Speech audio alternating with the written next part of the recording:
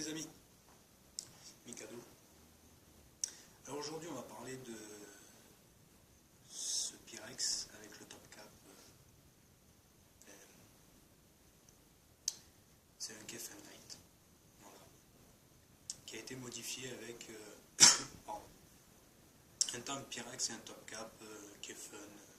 Alors j'aime bien le design, c'est pour ça que je l'ai acheté.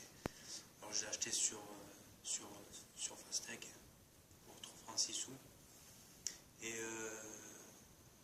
je vois qu'on en a pour son prix, quoi. Il est très joli, très beau. Moi j'adore, franchement, ça change du Geffen habituel que j'avais. Il a une belle gueule. Par contre, au niveau maniabilité, enfin remplissage et compagnie, je suis un peu déçu.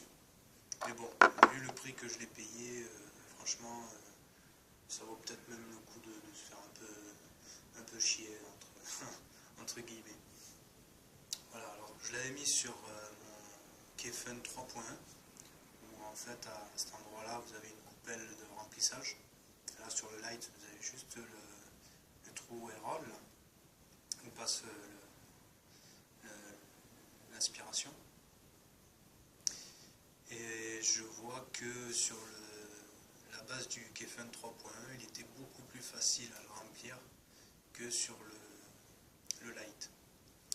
Voilà, donc en fait, je vais vous montrer. On va dévisser. Là, ici, j'ai ma vis de remplissage. Je vais l'enlever. Et je vais vous montrer que c'est un peu galère à remplir parce que voilà, vous pouvez mettre une aiguille dedans, mais ça passera pas la petite bague qu'il y a ici. Je vais chercher une aiguille, je reviens.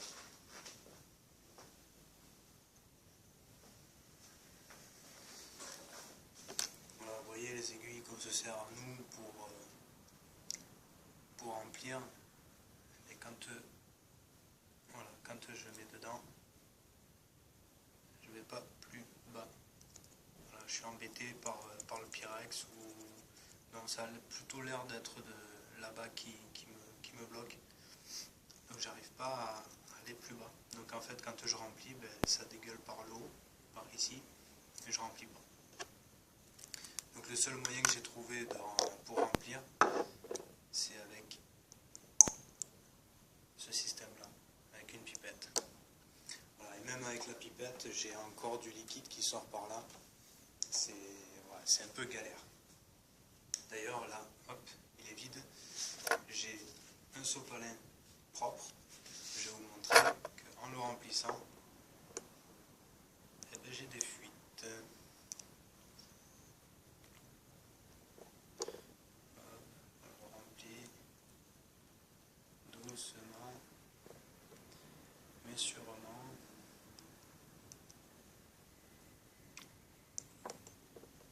Alors là, je suis vraiment en train de faire doucement. C'est vrai que d'habitude, je suis beaucoup plus rapide, beaucoup plus sec. Donc est-ce que c'est le fait d'être plus rapide, plus sec qui fait que il y a une pression qui se fait dans la tour et qui fait fuir par le drip tip? Je sais pas. Ça,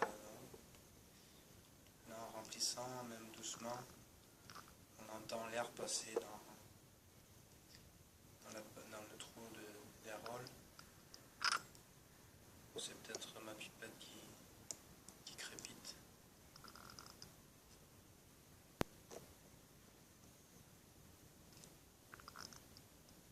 Là, même en y allant doucement, ça fuit de partout. Voilà.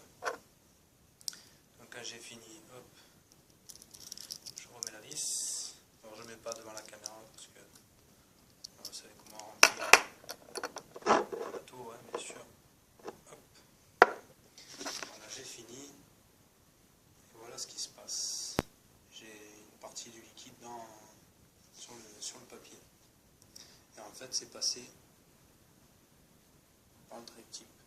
Alors, est-ce que le joint du top cap est mauvais? Je sais pas. franchement, j'ai essayé comment ça s'appelle? Je l'ai essayé à vide, voir un peu si ça forçait un petit peu. Ça force un petit peu, on sent que le joint grippe le haut de la cheminée. Mais voilà quoi. Le seul souci sur cette modification du Kefun, voilà, c'est qu'au remplissage, voilà, on n'a pas la possibilité de mettre cette aiguille carrément dans la taux, qui serait plus simple à faire pour le remplir, hein, ce qui enlèverait la pression que j'effectue avec la pipette, parce que voilà, quand je remplis avec la pipette, je ne rentre pas la pipette dans le trou, je la mets sur le trou, et en fait je crois que je fais je mets de la pression dans la taux, et en fait le liquide sort par où il peut, donc à mon avis par le joint de la cheminée qui accède au drip tip. Donc hop, ouais, j'ai du liquide, donc on va l'enlever, on le met à l'envers comme ça.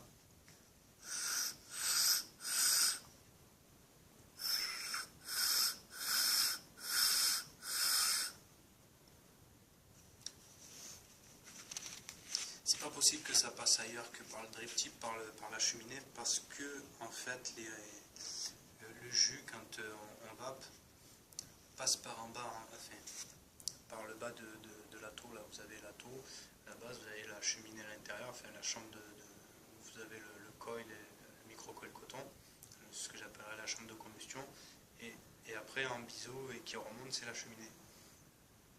Donc en fait quand je remplis, si vraiment ça passait par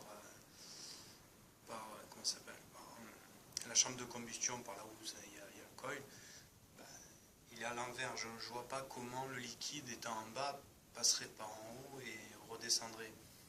Après, comment il se remplit au niveau de la chambre de combustion, je ne sais pas. Peut-être que c'est difficile à définir. Mais bon.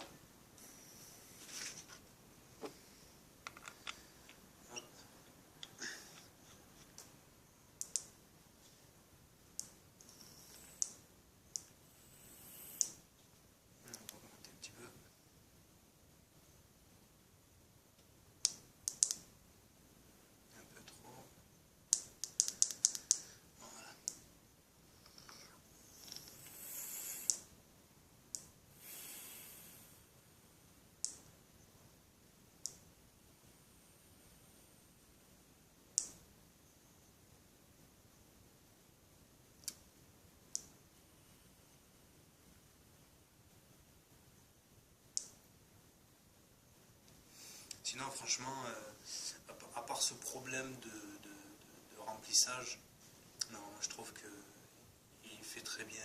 Le Pyrex qui est au milieu est tenu juste par les deux joints rouges là que vous voyez.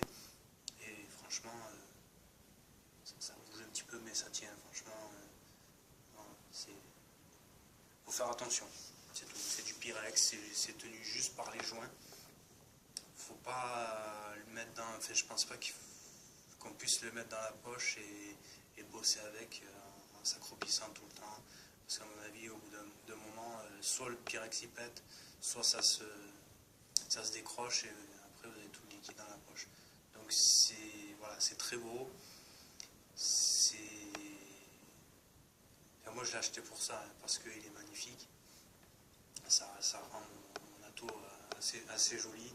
Je voulais sortir de ce design du Kefun qui est à la base. Et voilà.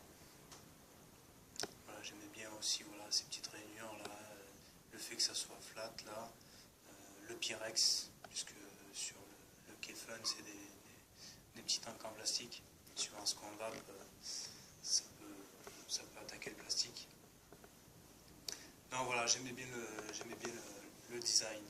Maintenant, c'est vrai que voilà, je reviens sur le fait du remplissage, c'est merdique, on bouffe du liquide. Bon, il n'y en a pas énormément, peut-être à 0,5, 1 millilitre. Mais bon, quand on fait du dye, c'est pas grand chose. Donc voilà, le seul point négatif, c'est le remplissage, et peut-être aussi au niveau du transport, ça peut effectivement se défaire. Voilà, sinon ça passe bien, hein.